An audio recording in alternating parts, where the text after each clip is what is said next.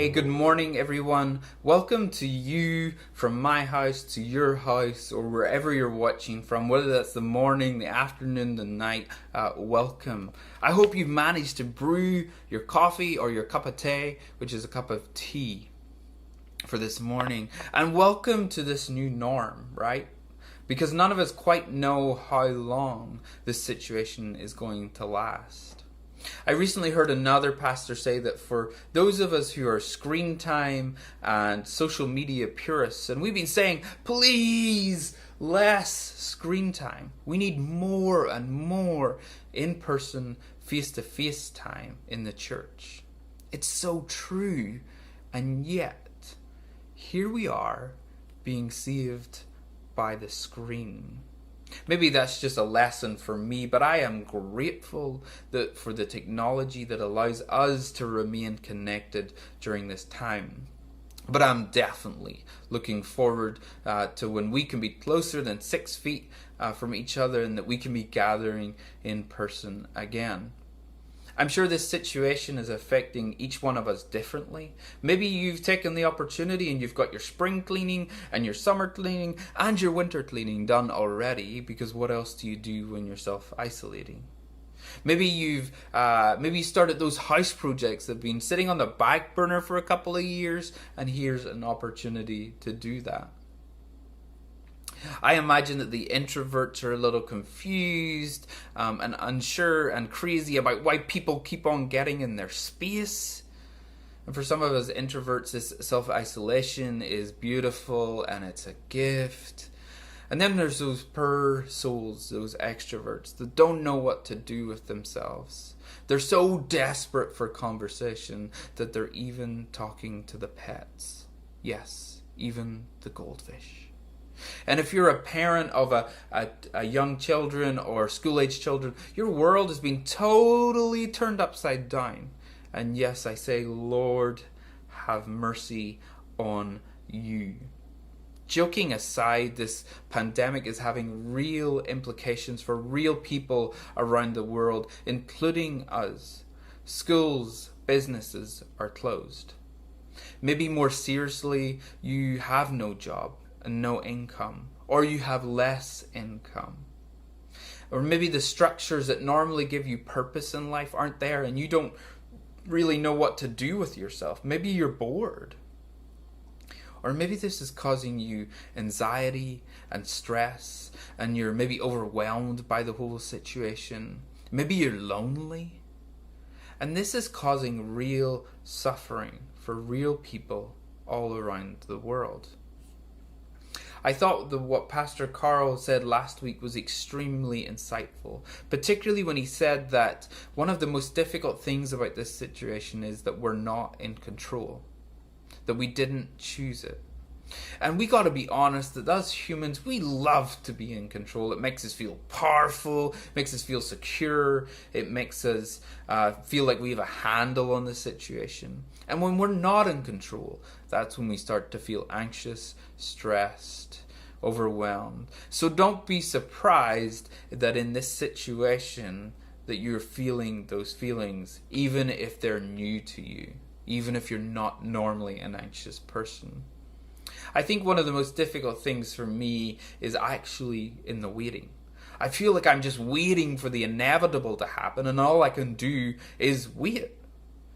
Again, it's that lack of control over the situation.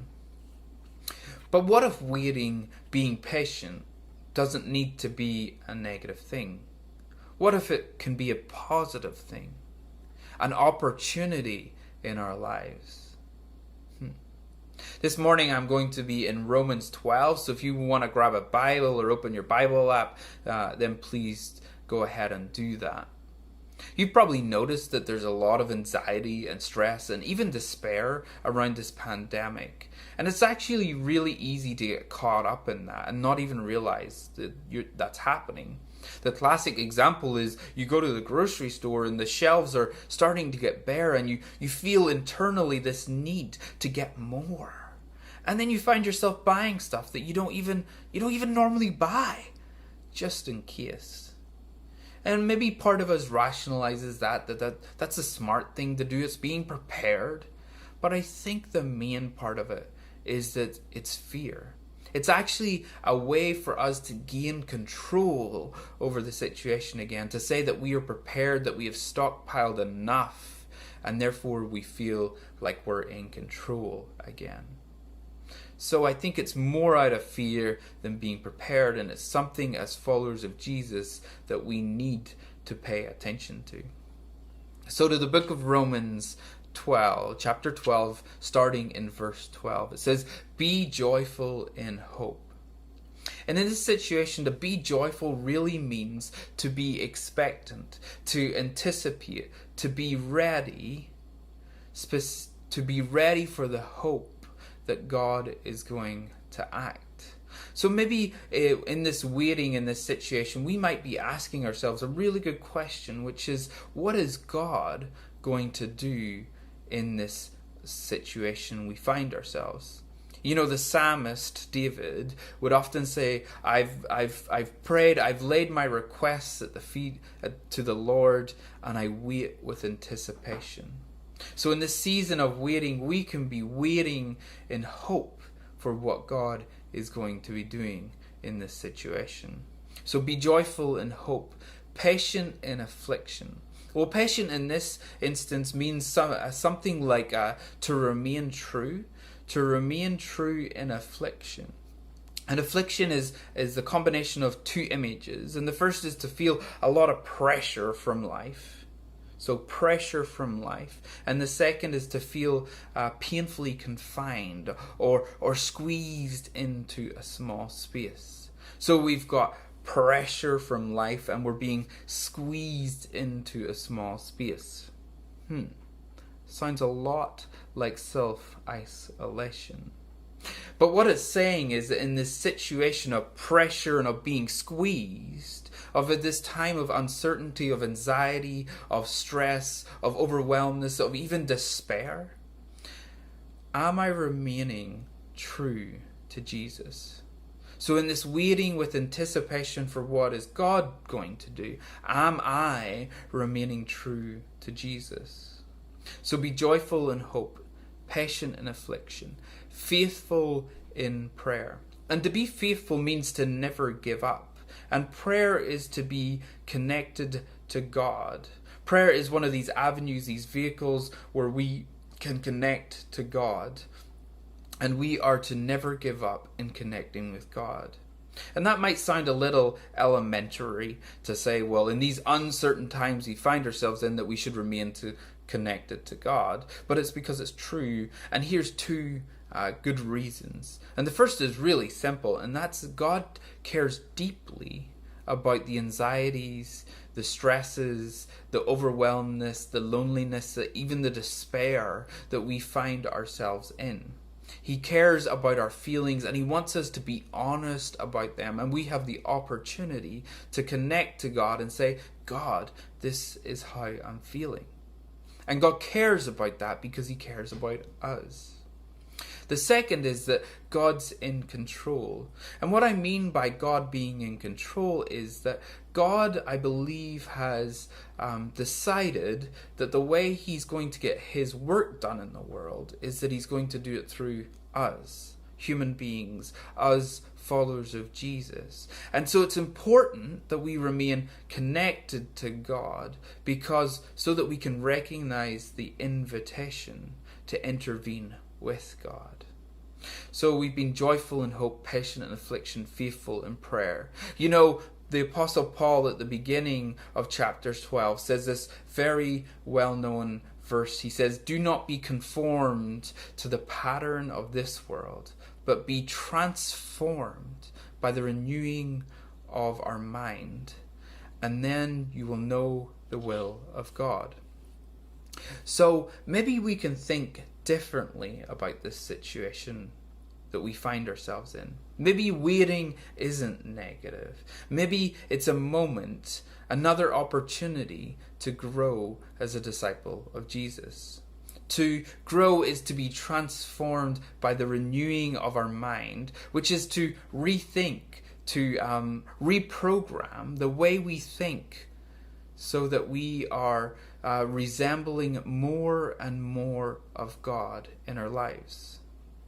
It's to remain true to Jesus even when you're feeling pressure, when you're feeling squeezed by this uncertain time, and to remain true to the hope that God's going to intervene, and connected to God for the invitation on how we as followers of Jesus will intervene with God. So Paul says, be joyful in hope, patient in affliction, faithful in prayer. And here's where hope gets some legs, because Paul gets very practical, that hope is something that is lived out. It is not abstract. And so he goes on to say, still in chapter 12, he says, share with the Lord's people who are in need. Practice hospitality. Bless those who persecute you. Bless and do not curse. Rejoice with those who rejoice, and mourn with those who mourn. In this time of uncertainty, of stress, anxiety, of despair, it's likely that we're going to know family, friends, neighbors who have lost their job, or who have no income or less income.